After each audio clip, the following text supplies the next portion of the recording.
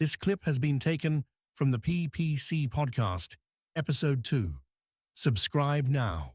First thing I want to talk about is property prices in the local Portsmouth market. Now, this information I'm about to tell you can be found on the HM Registry House Price Index. So if you were to look into that through Google and then do some digging and research, you can find out exactly what's going on where you are, wherever you are in the UK. So last month, we touched on the property inflation year of 2022, which comes off the back of government lending during COVID and the stamp duty break after the COVID lockdown. So in Portsmouth, average property prices increased month by month in 2022, which on record hasn't happened in 30 years. Yes. The average price of property increased by 11.1% in that 1 year, and the average time to sell was 35 days. Now, since December 2022, average house prices in Portsmouth have dropped by around 7.6%, and the average time to sell a property nationwide is around 60 days. That's information I'm getting from Rightmove. So, that being the case, selling property in this market is proven to be quite tricky. A lot of estate agents or whoever's selling your property might be going off sold comparisons of 2022, especially where that's quite recent. However, in this market, especially with things like the cost of living, owner-occupier costs, mortgage rates, that kind of thing, properties aren't being sold at those prices anymore. So my question to Matt is, in this market, what is a realistic way to price a property when selling? Okay, there's basically two things to consider in that. And obviously the 2022 rise, why did it rise so much in 2022? And then when we come up to how they value properties now and how that then works out. So the spike in 2022, COVID obviously kicked in 2020, rumbled on through to 2021. A lot of people who wanted to naturally move were halted. They couldn't do it. Mortgages were not being worked, furlough, not even been able to view properties, so didn't know what their future looked like. So those people that would have naturally moved anyway couldn't. So now those people were just being staggered until, say, 2022, when the market opened back up. Government has now lent a load of money on all these various different schemes through furlough and everything else. So they've decided to try and stimulate the economy. We need some incentives, and one of which was the stamp duty break. And the reason why the speed was so quick is because the property would go on the market. The demand was so huge because you've got this backlog of people waiting to buy. Now they know their future's a little bit more certain. Then there was the rush to beat the stamp duty break. And we had people buying houses way over what they were worth, just because the demand was so high. So that artificially increased what houses were worth. Then all of a sudden you now lose that like backlog of buyers, and you've removed the stamp duty break. So if it was more akin, if you were to look at what the prices were pre-COVID and what they are today, there would probably still be a little bit of an increase if you took out the anomaly of 2022 because of those increases. Of course, yeah. So I do think if you were to measure the house prices more naturally, that would probably give you a better indication of what's fair for your property now. COVID was a real thing, unfortunately, that impacted us a lot, but the fallout of that continues. So the second thing is how do you value properties? Well, most people who will be buying a property will be buying with a mortgage. And if they're buying with a mortgage, it doesn't matter how much they want to bid for it, because if the mortgage valuation doesn't come back correct, then it's going to scupper the process.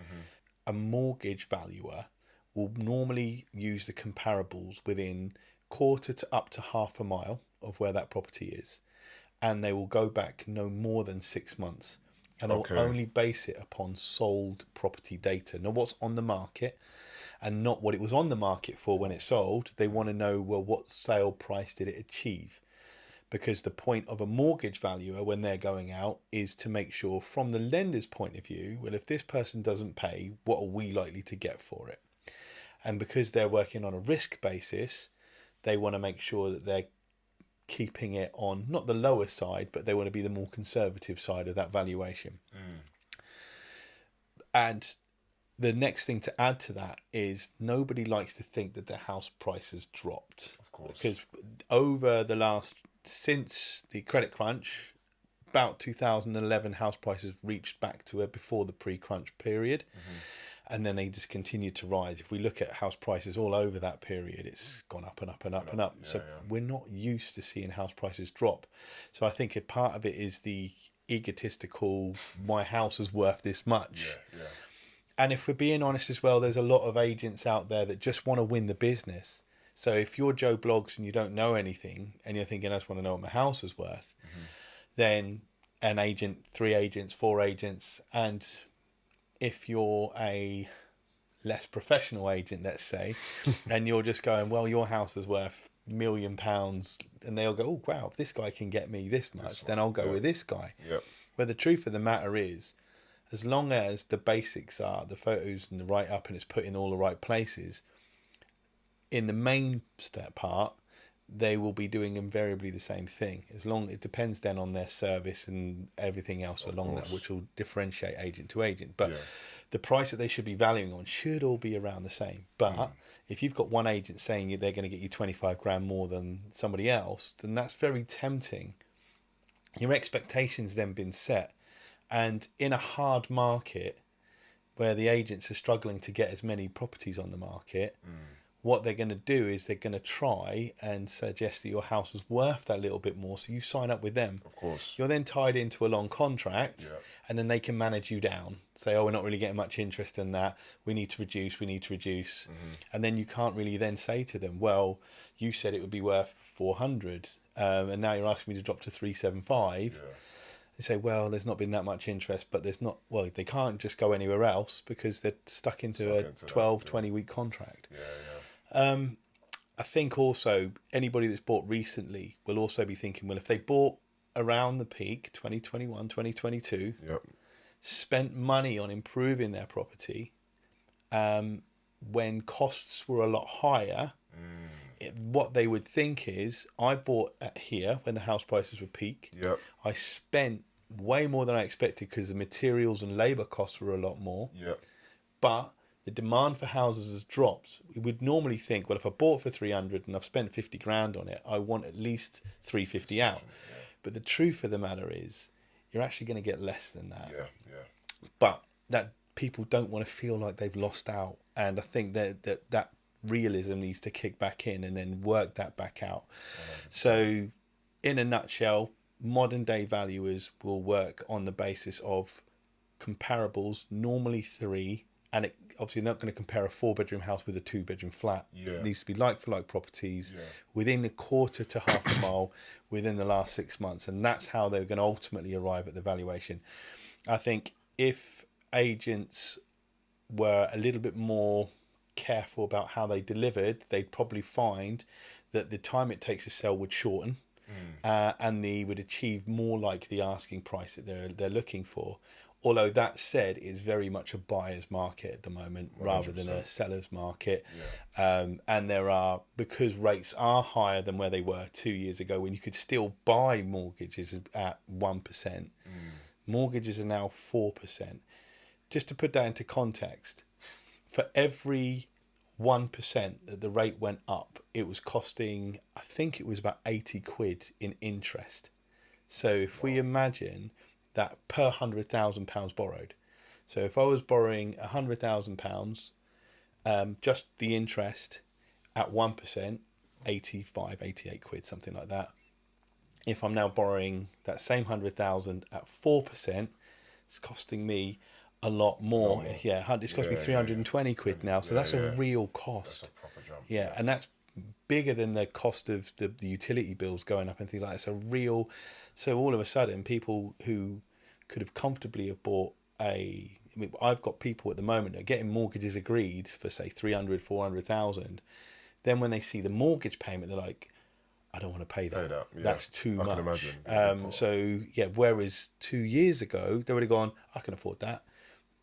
So now it's the actual rate that's also meaning that there's less buyers in the market too.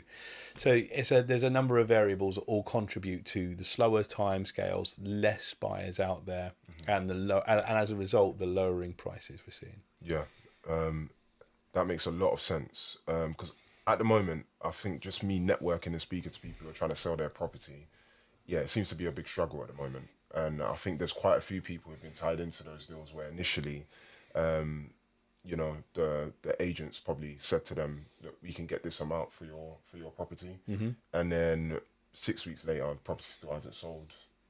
They're going to have to reduce it, and then it just goes on and on and on. Yeah. And obviously, I know there's a lot of creative strategies out there now that people are starting to go into, which is a conversation for another day. But no, a lot of what you've said has made a lot of sense. Just to put that into context as well, where we're at in terms of properties being sold. So in Portsmouth specifically, average property sales volume in 2022 was 251. So on average, every month, 251 properties being sold. Now, the year to July 2024, it's 145. So that's a 42% difference. So that's the market now, and this is within 2 years. Considering everything that's happened with inflation and the bank rate and everything. So it's just things to take into consideration, especially if you're trying to sell a property at the moment, for whatever reason that may be. Yeah.